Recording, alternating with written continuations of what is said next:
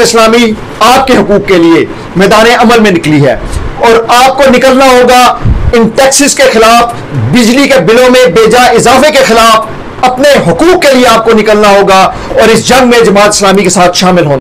12 जुलाई 4 बजे दिन डी चौक हाफिज नईम और रहमान के संग धरना होगा।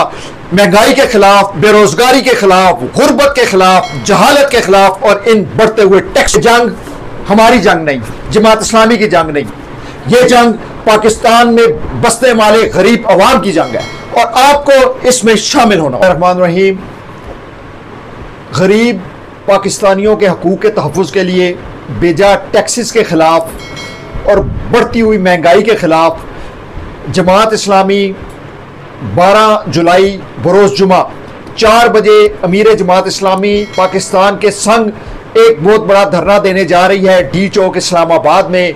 मैं तमाम अहले वतन से गुजारिश करता हूँ और बिलखुसूस पिंडी में बसने वाले गैरतमंद लोगों से गुजारिश करता हूँ कि उस धरने में हमारे साथ शामिल हों।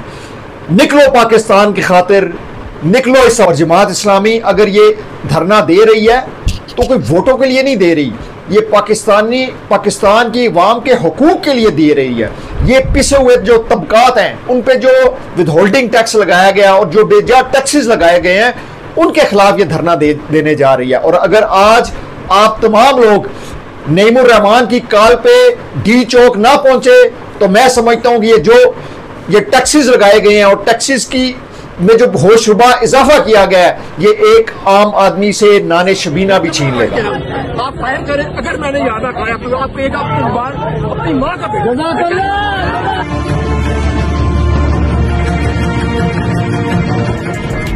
बादशाहों की दुनिया में ऊंचा हमारा नाम।